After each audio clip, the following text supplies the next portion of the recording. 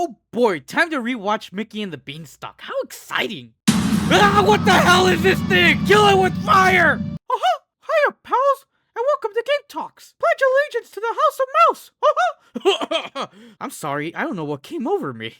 Today we will be talking about Epic Mickey's 2D projector levels. These projector levels are based on Mickey's numerous cartoon adventures throughout the years. In this video, we will specifically be covering the level based on the cartoon short Mickey and the Beanstalk. And while I'm at it, let's shove some knowledge down your throats and share a little bit of trivia regarding Mickey and the Beanstalk.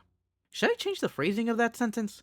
Nah. Released in 1947, Mickey and the Beanstalk is a 30-minute short that's part of the musical anthology film Fun and Fancy Free. That was my stripper name in college. If it wasn't obvious by the short's title, this is Disney's take of the popular children's story, Jack and the Beanstalk. It follows Mickey, Goofy, and Donald's adventure up the beanstalk to rescue a magical singing harp. You can find this short on Disney Plus and the 1963 reissue on the Internet Archive's website. I'll provide the link below. Which, if you ask me, it's better that you watch the 1963 version so that you could skip over that cursed puppet and that boring bongo short. Now let's talk about the level. Unlike the previous video where I talked about Steamboat Willie, shameless plug, there isn't much to talk about in this level. It doesn't adapt the full setting of the short, just the beanstalk area. And even that area isn't fully animated like it was in the original short. When the player first enters the projector, the beanstalk is already mostly formed. There will be leaves that will help elevate Mickey to higher ground, where there are beds that will act as platforms, albeit more stable than they were in the cartoon. As the player explores the level, they will find the house torn apart when in the cartoon it was mostly intact. This was probably done to give more variety to the level design. Once Mickey reaches the top, the players can see the giant's castle like in the original cartoon, but that's as far as this level goes. There is one addition and a few omissions in this level. The only addition here is that the game lets the player step on the clouds. I've only ever stepped on clouds when I hit the cactus juice.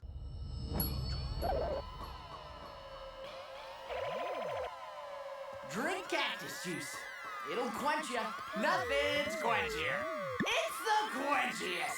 Notable absences are Donald and Goofy. There was a missed opportunity for the developers not to add the wheelbarrow that was pushing Mickey in his sleep. Which the same could be said for the entire cartoon setting as a whole in terms of missed opportunities. The developers could have expanded this level by adding the journey to the castle or adding the castle itself, but we just got the beanstalk area. And that's it really. Like I mentioned before, there isn't much to discuss in this level. Geez, I don't think I saw this one through, huh? Well, we could just sit here in silence and, yeah. Oh, well, you could share some fun facts about the cartoon. Ah! Well, here are some fun facts about Mickey and the Beanstalk. The short was originally intended to be a full feature film under the working title of The Legend of Happy Valley. One of the reasons why the project never got a full feature is because of World War II. A lot of the film's animators got drafted, and the US government hired Walt Disney Studio to make a number of training videos and other shorts related to the war effort. A man who doesn't animate for the US Army is nothing but a Nancy boy, see? Go get 'em, boys! After the war, Disney decided to revive the project and pair it with that stupid bear Bongo. I can't stress how much I hate this short. The earnings of Fun and Fancy Free were enough to finance the development of the now classic Disney film, Cinderella. In Mickey and the Beanstalk, the short never explains how Mickey got his hands on the magic beans. This scene was likely cut due to the shortened nature of the cartoon. When Mickey and the Beanstalk was being developed as a full-length feature, one of the original drafts had Honest John from Pinocchio be the one to sell Mickey the magic beans. Now children, if you see a fox in the street, it's either a conniving swindler or a furry. Either way, you tell them swipe or no swiping and run the other way.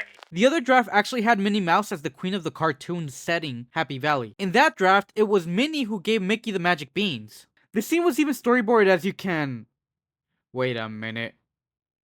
Why the hell did they draw Minnie showing her backside? I'm ignoring that. And this cartoon marks the first appearance of Willie the Giant. But did you also know that he shares the voice of another classic Disney character? Yup, Willie's voice actor also plays Sneezy from Snow White and the Seven Dwarfs. Jesus Christ! Every goddamn time! Sneezy and Willie are played by radio comedian Billy Gilbert, who was famous for his sneezing routine. It is actually rumored that Gilbert got the role of Sneezy by walking into Walt Disney's office and sneezing 5 times. And Walt was like, "You son of a bitch, you got the job!" Well, he didn't actually say the son of a bitch part, that was me, but he said something to that effect. And speaking of Walt, Mickey and the Beanstalk marks the last time Walt Disney voiced Mickey Mouse. Sort of. Disney recorded his lines in 1940, shortly before the film went on pause because of the war. When production began anew in 1946, Disney's voice had changed due to his decades of smoking. He was replaced by Jimmy McDonald, who worked on the film as a sound effects specialist. McDonald recalls that when the director approached Disney, he claimed that he was too busy, and asked the director to have McDonald voice the iconic mouse. Walt Disney would still voice Mickey in TV specials and other events, but he wouldn't voice the character in his cartoons again after Mickey and the Beanstalk. Thanks for watching. Be sure to slap that like button if you enjoyed the video, and subscribe if you want to see more content like this. Let me know in the comments if I missed anything. Thanks again for watching, and tune in next time on the House of Mouse. Now, Gabe, remember, the puppet is harmless. It won't do anything to you. Yes. You sound like a broken MP3. Ho, ho. Ow! Gabe, don't you remember what I told you? No!